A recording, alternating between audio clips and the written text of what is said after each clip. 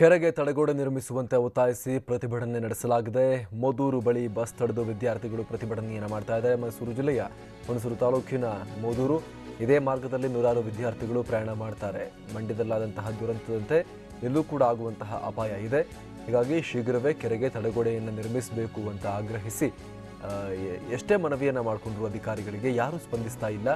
ಹೀಗಾಗಿ ರೊಚ್ಚಿಗೆದ್ದಿರುವಂತಹ ವಿದ್ಯಾರ್ಥಿಗಳು ಗ್ರಾಮಸ್ಥರು ಪ್ರತಿಭಟನೆಯ ದಾರಿಯನ್ನು ಹಿಡಿದಿದ್ದಾರೆ.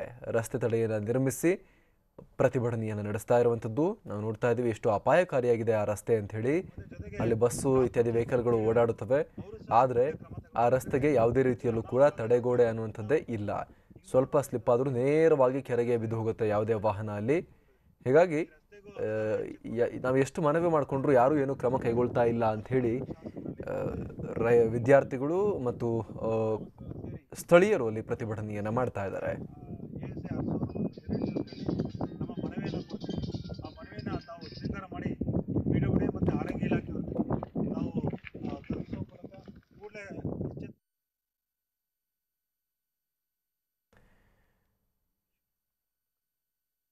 ಮೈಸೂರು ಜಿಲ್ಲೆಯ ಹುಣಸೂರು ತಾಲೂಕಿನ ಮೋದೂರು ನಾವಾಗಲೇ ಹೇಳ್ತಾ ಇದ್ವಿ ಇಲ್ಲಿ ಯಾವ ರೀತಿಯಾದಂತಹ ಪರಿಸ್ಥಿತಿ ಇದೆ ಅಂಥೇಳಿ. ರಸ್ತೆ ಪಕ್ಕದಲ್ಲಿ ನೇರವಾಗಿ ಕೆರೆನೇ ಇದೆ. ಯಾವುದೇ ವಾಹನ ಬಂದರೂ ಕೂಡ ಸ್ವಲ್ಪ ಸ್ಲಿಪ್ ಆದರೂ ಕೂಡ ನೇರವಾಗಿ ಕೆರೆಗೆ ಹೋಗಿ ಬೀಳುವಂತಹ ಪರಿಸ್ಥಿತಿ ಇದೆ.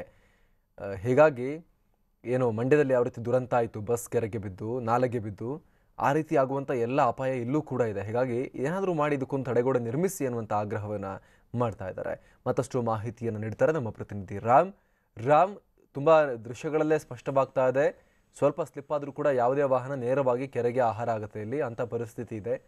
ಈಗ ಪ್ರತಿಭಟನೆ ದಾರಿಯನ್ನು ಹಿಡಿದಿದ್ದಾರೆ. ಯಾಕೆ ಯಾರಿಗೂ ಅರ್ಥ ಆಗ್ತಾ ಇಲ್ಲ, ಇಷ್ಟೆಲ್ಲ ಜನ ಕೇಳ್ತಾ ಇದ್ರು ಕೂಡ ಅಂತ ಹೇಳಿ. ಅಪಾಯ ಏನಾದರೂ ಆದ್ಮೇಲೆ ಗೊತ್ತಾಗುತ್ತಾ ಹೇಗೆ ಅಂತ? ಅಮರ್ ಪ್ರಸಾದ್, ಖಂಡಿತವಾಗಿಯೂ ಕೆರೆಗೆ ತಡೆಗೋಡೆಯನ್ನ ನಿರ್ಮಿಸಿ ಅಂತೇಳಿ ಮೈಸೂರು ಜಿಲ್ಲೆ ಹುಣಸೂರು ತಾಲೂಕಿನ ಮೋದೂರು ಗೋರಿ ಕೆರೆ ಬಳಿ ಗ್ರಾಮಸ್ಥರು ಪ್ರತಿಭಟನೆಯನ್ನು ನಡೆಸ್ತಾ ಇದ್ದಾರೆ. ಪ್ರಮುಖವಾಗಿ ಈ ಒಂದು ಕೆರೆ ಏನಿದೆ ಅಪಾಯದ ಅಂಚಿನಲ್ಲಿದೆ. ಯಾಕಂದ್ರೆ ಆ ಒಂದು ಕೆರೆಯ ಪಕ್ಕದಲ್ಲೇ ರಸ್ತೆ ಇದೆ. ಆ ರಸ್ತೆಯಲ್ಲಿ ಸಾವಿರಾರು ವಾಹನಗಳು ಸಂಚರಿಸ್ತವೆ. ಅದರಲ್ಲೂ ಪ್ರಮುಖವಾಗಿ ಬಸ್ಗಳಲ್ಲಿ ವಿದ್ಯಾರ್ಥಿಗಳು ಸಂಚಾರವನ್ನ ಮಾಡ್ತಾರೆ. ಇತ್ತೀಚೆಗಷ್ಟೇ ಮಂಡ್ಯದ ಒದೇಕೆರೆ ಬಳಿ ಏನು ದುರ್ಘಟನೆ ನಡೆಯಿತು, ಅದೇ ರೀತಿಯಾದಂತಹ ಘಟನೆ ಇಲ್ಲಿ ಮರುಕಳಿಸುವಂತಹ ಸಾಧ್ಯತೆ ಇದೆ ಅಂತೇಳಿ ಗ್ರಾಮಸ್ಥರು ಸಾಕಷ್ಟು ಬಾರಿ ಅಧಿಕಾರಿಗಳಿಗೆ ಮನವಿಯನ್ನು ಮಾಡಿದ್ದಾರೆ. ಕೆರೆಗೆ ಒಂದು ತಡೆಗೋಡೆಯನ್ನ ನಿರ್ಮಿಸಿ ಆಗುವಂತ ಅನಾಹುತವನ್ನ ತಪ್ಪಿಸಿ ಅಂತೆ. ಆದ್ರೆ ಯಾವೊಬ್ಬ ಅಧಿಕಾರಿಯೂ ಸಹ ಇತ್ತ ಗಮನ ಹರಿಸಿಲ್ಲ. ಹೀಗಾಗಿ ಆ ಕೆರೆ ಈಗಲೂ ಸಹ ಅಪಾಯದ ಸ್ಥಿತಿಯಲ್ಲಿದೆ. ಪ್ರತಿಭಟನೆ ಮೂಲಕವಾದ್ರೂ ಅವರ ಗಮನವನ್ನು ಸೆಳೆಯಲಿಕ್ಕೆ ಒಂದು ಬಸ್ ಅನ್ನು ತಡೆದು ಗ್ರಾಮಸ್ಥರು ಪ್ರತಿಭಟನೆಯನ್ನು ನಡೆಸಿದ್ರು. ಇದೇ ವೇಳೆ ಅವರು ಏನು ಈ ರೀತಿಯಾದಂತಹ ದುರ್ಘಟನೆಗಳು ನಡೆದಂತಹ ಸಂದರ್ಭದಲ್ಲಿ ಸರ್ಕಾರ ಪರಿಹಾರವನ್ನ ನೀಡುತ್ತದೆ, ಚಿಕಿತ್ಸಾ ವೆಚ್ಚವನ್ನ ಭರಿಸ್ತೇವೆ ಅಂತ ಹೇಳ್ತದೆ. ಅದರ ಬದಲಾಗಿ ಆ ಒಂದು ಏನು ಪರಿಹಾರವನ್ನ ಕೊಡಬೇಕು ಅಂತಿದ್ದಾರೆ, ಮತ್ತೆ ಆ ಒಂದು ಏನು ಚಿಕಿತ್ಸೆ ವೆಚ್ಚ ಭರಿಸ್ತಾರೆ ಅದೇ ಹಣದಲ್ಲಿ ಕಾಮಗಾರಿಯನ್ನ ಮಾಡ್ಲಿ, ರಸ್ತೆಗೆ ಒಂದು ತಡೆಗೋಡೆಯನ್ನ ನಿರ್ಮಿಸ್ಲಿ. ಅನಾಹುತ ಆದ ನಂತರ ಎಚ್ಚೆತ್ಕೊಂಡು ಆ ಪರಿಹಾರ ನೀಡೋದು ನಮಗೆ ಬೇಡ ಅಂತೇಳಿ ಒತ್ತಾಯಿಸಿದ್ರು. ಇನ್ನಾದ್ರೂ ಅಧಿಕಾರಿಗಳು ಇತ್ತ ಗಮನ ಹರಿಸಿ ಆ ಒಂದು ಏನು ಕೆರೆಗೆ ಅಪಾಯದ ಅಂಚಿನಲ್ಲಿದೆ ಅಲ್ಲಿಗೆ ತಡೆಗೋಡೆಯನ್ನ ನಿರ್ಮಿಸ್ತಾರ ಕಾದ್ ನೋಡ್ಬೇಕಾಗಿದೆ. ಯಾಕಂದ್ರೆ ಸಾಕಷ್ಟು ಬಾರಿ ಈಗಾಗಲೇ ಲಿಖಿತ ರೂಪದಲ್ಲೂ ಸಹ ಮನವಿಯನ್ನ ನೀಡಿದರೆ ಯಾರೊಬ್ಬರು ಅಧಿಕಾರಿಗಳು ಆ ಕೆರೆ ಹತ್ರ ಬಳಿ ಬಂದಿಲ್ಲ. ಮತ್ತೆ ಆ ಕೆರೆಯ ಪರಿಸ್ಥಿತಿ ಹೇಗಿದೆ ಅನ್ನೋದು ಸಹ ಅವ್ರಿಗೆ ಗೊತ್ತಿಲ್ಲ. ಹೀಗಾಗಿ ಒಮ್ಮೆ ಅವರು ನಮ್ಮ ಗ್ರಾಮಕ್ಕೆ ಬರಲಿ ಅಂತೇಳಿ ಸುತ್ತಮುತ್ತಲಿನ ಗ್ರಾಮಸ್ಥರಿಗೆ ಪ್ರತಿಭಟನೆಯನ್ನ ನಡೆಸಿದ್ದಾರೆ. ಅವರಿಗೆ ವಿದ್ಯಾರ್ಥಿಗಳು ಸಹ ಸಾಥನ್ನು ನೀಡಿದ್ದಾರೆ. Amar Prasad, thank you Ram. ಈಗ ನಮ್ಮ ಜೊತೆಗೆ ಮಾತಾಡೋಕೆ ಗ್ರಾಮಸ್ಥರಾಗಿರುವಂಥ ಸತ್ಯಪ್ಪ ಅವರಿದ್ದಾರೆ. ಸತ್ಯಪ್ಪ ಅವರೇ, ಎಷ್ಟೊಂದು ಡೇಂಜರಸ್ ಆಗಿ ಕಾಣಿಸ್ತಾ ಇದೆ, ಅಪಾಯಕಾರಿಯಾಗಿದೆ ಇಲ್ಲಿ, ಯಾರು ಯಾಕೆ ಇಲ್ಲಿ ನಿಮ್ಮ ಮಾತನ್ನ ಯಾರು ಕೇಳ್ತಾ ಇಲ್ಲ, ಯಾಕೊಂದು ತಡೆಗೋಡೆ ಮಾಡಿಕೊಡ್ತಾ ಇಲ್ಲ ಅಂತ? ಸತ್ಯಪ್ಪ ಅವರೇ ಕೇಳಿಸ್ತಾ ಇದೆಯಾ? ಬಹುಶಃ ಸಂಪರ್ಕ ಸಾಧ್ಯ ಆಗ್ತಾ ಇಲ್ಲ. ಮೋದೂರು ಗ್ರಾಮಸ್ಥರು ಹಾಗೂ ವಿದ್ಯಾರ್ಥಿಗಳು ಈ ರೀತಿಯಾಗಿ ಅಲ್ಲಿ ಪ್ರತಿಭಟನೆಯನ್ನು ಮಾಡ್ತಾ ಇರುವಂಥದ್ದು.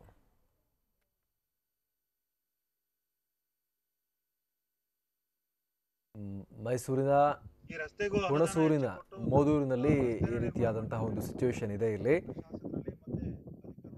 ನಿತ್ಯವೂ ನೂರಾರು ವಿದ್ಯಾರ್ಥಿಗಳು ಇದೇ ದಾರಿಯಲ್ಲಿ ತಮ್ಮ ಶಾಲಾ ಕಾಲೇಜುಗಳಿಗೆ ಹೋಗಬೇಕಾದಂತಹ ಸನ್ನಿವೇಶ ಇದೆ. ಬಸ್ ಇತ್ಯಾದಿ ವೆಹಿಕಲ್ಗಳು ಕೂಡ ಇಲ್ಲಿ ಮೂವ್ ಆಗುತ್ತೆ. ಆದರೆ ಇಲ್ಲಿ ಯಾವುದೇ ರೀತಿಯಲ್ಲೂ ಕೂಡ ತಡೆಗೋಡೆ ಇಲ್ಲ. ರಸ್ತೆ ಕೂಡ ಅಲ್ಲಲ್ಲಿ ಕಟ್ ಆಗಿದೆ. ಪಕ್ಕದಲ್ಲೇ ಕೆರೆ ಇದೆ. ಇಷ್ಟೊಂದು ಡೇಂಜರಸ್ ಸಿಚುವೇಶನ್ ಇದೆ ಇಲ್ಲಿ. ಈಗ ಸ್ಥಳೀಯರಾಗಿರುವಂಥ ಸತ್ಯಪ್ಪ ಇದ್ದಾರೆ. ಸತ್ಯಪ್ಪ ಅವರೇ, ಎಷ್ಟೊಂದು ಅಪಾಯಕಾರಿ ಸಿಚುವೇಶನ್ ಇದೆ, ತಡೆಗೋಡೆ ಇಲ್ಲ, ಸ್ವಲ್ಪ ಸ್ಲಿಪ್ ಆದರೂ ಕೂಡ ಕೆರೆಗೆ ಮಗಚಿ ಬೀಳುತ್ತೆ ವಾಹನಗಳು. ಹೇಗಿದ್ರು ಕೂಡ ಯಾಕೆ ನಿಮ್ಮ ಮಾತನ್ನು ಕೇಳ್ತಾ ಇಲ್ಲ? ಒಂದು ತಡೆಗೋಡೆ ನಿರ್ಮಿಸ್ಕೊಳಕ್ಕೆ ಏನು ಪ್ರಾಬ್ಲಮ್ ಅವರಿಗೆ? ಸರ್, ಕರ್ನಾಟಕ ರಾಜ್ಯದಲ್ಲಿ ಈಗ ಮಂಡ್ಯ ಜಿಲ್ಲೆಯಲ್ಲಿ ಇತ್ತೀಚೆಗೆ ಹೌದು ನಡೆದಂತ ವದೇ ಸಮುದ್ರದಲ್ಲಿ ಬಸ್ ದುರಂತದಲ್ಲಿ 34 ಜನ ಸತ್ತರು. ಅದರಲ್ಲಿ ಶಾಲಾ ಮಕ್ಕಳು ಇದ್ರು. ಹೌದು. ಮತ್ತೆ ನಾಗರಿಕರು ಸತ್ರು. ಈಗ ಹಾಗಾಗಿ ಹುಣಸೂರು ತಾಲೂಕಿನ ಮೋದೂರು ಗೌರಿಕೆರೆ ಏನಿದೆ ಇದು 1 ಕಿಲೋಮೀಟರ್ ಉದ್ದ ಇದೆ. ಹುಣಸೂರಿನಿಂದ ಪಿರಿಯಾಪಟ್ಟಣ ಮತ್ತೆ ಕೆಆರ್ನಗರಕ್ಕೆ ಹೋಗುವ ಪ್ರಮುಖ ರಸ್ತೆ ಇದು. ನಾವು ಹಲವಾರು ಬಾರಿ ತಾಲೂಕು ಆಡಳಿತಕ್ಕೆ ಮತ್ತೆ ಶಾಸಕರಿಗೆ ಸಂಸದರಿಗೆ ಮನವಿ ಮಾಡಿದ್ವಿ, ಅವ್ರು ಇದ್ರ ಬಗ್ಗೆ ತಲೆ ಕೆಡಿಸ್ಕೊಂಡಿಲ್ಲ. ಇನ್ನೊಂದು ಏನ್ ಸಮಸ್ಯೆ ಆಗಿದೆ ಅಂದ್ರೆ ಇವತ್ತು ಕೆರೆ ಏರಿ ಒಂದ್ ಕಡೆ 50 ಅಡಿ ಆಳದಲ್ಲಿ ಕೃಷಿ ಭೂಮಿ ಇದೆ, ಇನ್ನೊಂದ್ ಕಡೆ 365 ದಿನನೂ ಕೆರೆ ನೀರಲ್ಲಿ ತುಂಬದಂಗೆ ಇರ್ತದೆ. ಸುಮಾರು ಸುತ್ತಮುತ್ತಲ ಗ್ರಾಮಸ್ಥರು ನಾವು ಎಲ್ಲ ಸತ್ಯ ಫೌಂಡೇಶನ್ ನೇತೃತ್ವದಲ್ಲಿ ಇವತ್ತು ಪ್ರತಿಭಟನೆ ಹಮ್ಮಿಕೊಂಡಿದ್ವಿ, ಬಸ್ ತಡೆ ಮಾಡಿ. ಇವತ್ತು ಜೀವ ಕಳ್ಕೊಂಡ ಮೇಲೆ ಸರ್ಕಾರಗಳು ಘೋಷಣೆ ಮಾಡ್ತೇವೆ 5 ಲಕ್ಷ ಪರಿಹಾರ 10 ಲಕ್ಷ ಪರಿಹಾರ ಕೊಡ್ತೀವಿ ಅಂತ. ನಿಜವಾಗ್ಲೂ ಸರ್ಕಾರಗಳಿಗೆ ಮಾನ ಮರ್ಯಾದೆ ಏನಾದ್ರು ಇದ್ರೆ ಕೂಡಲೇ ಆ ಅಮೂಲ್ಯವಾದ ಜೀವ ಕಳ್ಕೊಳ್ಳೋಕ್ಕಿಂತ ಮುಂಚೆ ಆ ಪರಿಹಾರ ದುಡ್ಡಲ್ಲಿ ಇದನ್ನ ತಡೆಗೋಡೆ ನಿರ್ಮಾಣ ಮಾಡ್ಬೇಕು ಅನ್ನೋದು ನಮ್ಮ ಆಗ್ರಹ ಇದೆ. ಈಗ ಶಾಸಕ ಎಚ್ ವಿಶ್ವನಾಥ್ ರಾಜ್ಯಾಧ್ಯಕ್ಷರು JDS ನ ಆಯ್ಕೆಯಾದ 8 ತಿಂಗಳಿಂದನೂ ಒಂದು ಗ್ರಾಮಗಳಿಗೂ ಭೇಟಿ ಕೊಟ್ಟಿಲ್ಲ. 260 ಚಿಲ್ಲರೆ ಹಳ್ಳಿಗಳಿದಾವೆ ಹುಣಸೂರು ತಾಲೂಕಲ್ಲಿ. ಸಂಸದ ಪ್ರತಾಪ್ ಸಿಂಹ ಅವರು ಯಾವ ಹಳ್ಳಿಗಳಿಗೂ ಭೇಟಿ ಕೊಟ್ಟಿಲ್ಲ. ಶಾಸಕರು ಸಂಸದರು ಭೇಟಿ ಕೊಟ್ಟರೆ ಈ ಸಮಸ್ಯೆಗಳು ಬರ್ತಾ ಇರಲಿಲ್ಲ. ಇವತ್ತು 100 ಮಕ್ಕಳುಗಳು ಬಸ್ಸಲ್ಲಿ ಹೋಗ್ತವೆ ಇಲ್ಲಿ. ಅವ್ರು ಭೇಟಿ ಕೊಡ್ಬೇಕಂದ್ರೆ ಎಲೆಕ್ಷನ್ ಬರ್ಬೇಕಲ್ಲ ನೆಕ್ಸ್ಟ್. ಈಗ ಮತ್ತೆ MP ಎಲೆಕ್ಷನ್ ಬಂದಾಗ ಇನ್ಯಾವ್ದು ಎಲೆಕ್ಷನ್ ಬಂದಾಗ ಅವ್ರು ಭೇಟಿ ಕೊಡ್ತಾರೆ. ಬರೀ ಮಾಧ್ಯಮದಲ್ಲಿ ಅಲ್ಲಿ ಇಲ್ಲಿ ಕೂತ್ಕೊಂಡು ಮಾತಾಡ್ತಾರೆ ವಿನಃ ಹಳ್ಳಿಗಳ ಸಮಸ್ಯೆಗಳ ಬಗ್ಗೆ ಗಮನಿಸ್ತಾ ಇಲ್ಲ. ಕೂಡಲೇ ರಾಜ್ಯ ಸರ್ಕಾರ ಮಾನ್ಯ ಮುಖ್ಯಮಂತ್ರಿಗಳಲ್ಲಿ ಮನವಿ ಮಾಡೋದೇನಂದ್ರೆ ಇಡೀ ರಾಜ್ಯದಲ್ಲಿರುವಂತ ಇಂತಹ ಘಟನೆಗಳು ಆಗಕ್ಕಿಂತ ಮುಂಚೆ ಎಚ್ಚೆತ್ಕೊಂಡು ತಡೆಗೋಡೆ ನಿರ್ಮಾಣ ಮಾಡಿ ಅಮೂಲ್ಯವಾದ ಜೀವನ ಉಳಿಸಂತ ಕೆಲಸ ಮಾಡಿ. ಇಲ್ಲಾಂದ್ರೆ ಸುಮ್ನೆ ತಾವು ಪರಿಹಾರ ಕೊಡ್ತೀವಿ ಅದು ಕೊಡ್ತೀವಿ ಅಂತ ಹೇಳಿ ಆಮೇಲೆ ಮಾಧ್ಯಮದ ಮುಂದೆ ಬಂದು ಹೇಳೋದು ಎಷ್ಟು ಮಟ್ಟಿಗೆ ಸರಿ ಇರೋದು ನಮ್ಮ ಆರೋಪ ಆಗಿದೆ. ಕರೆಕ್ಟ್. ಕೂಡಲೇ ಸ್ಥಳಕ್ಕೆ ಶಾಸಕರು ಮತ್ತೆ ಸಂಸದರು ನಿಜವಾಗ್ಲೂ ಅವ್ರ ನೈತಿಕತೆ ಏನೋ ಇದ್ರೆ ಕೂಡಲೇ ಭೇಟಿ ಕೊಟ್ಟು ಸಮಸ್ಯೆನೆ ಪರಿಹಾರ ಮಾಡ್ಬೇಕು ಅಂತೇಳಿ ಇವತ್ತು ಸುತ್ತಮುತ್ತ ಗ್ರಾಮಸ್ಥರು ಮಕ್ಕಳು ಇವತ್ತು ಇಂತ ಅಪಾಯದ ಜಾಗದಲ್ಲಿ ನಿಂತು ಪ್ರತಿಭಟನೆ ಮಾಡ್ತಾ ಇದ್ದಾರೆ. ರೈತರು ಇವತ್ತು ಕಷ್ಟ ಇದೆ. ರೈತರೆಲ್ಲ ಬಂದು ಈ ತರ ಹೋರಾಟ ಮಾಡ್ಬೇಕು ಅಂದ್ರೆ ಬಹಳ ಕಷ್ಟದ ಸ್ಥಿತಿಯಲ್ಲಿ ಇವತ್ತು ಭತ್ತ ಕೊಯ್ಲು ಇದೆ. ವ್ಯವಸಾಯ ಸಮಯನ ಬಿಟ್ಟು ಬಂದು ನಿಂತವ್ರೆ ಅವ್ರಿಗೆ ಅರ್ಥ ಮಾಡ್ಕೋಬೇಕು. ಹೌದೌದು.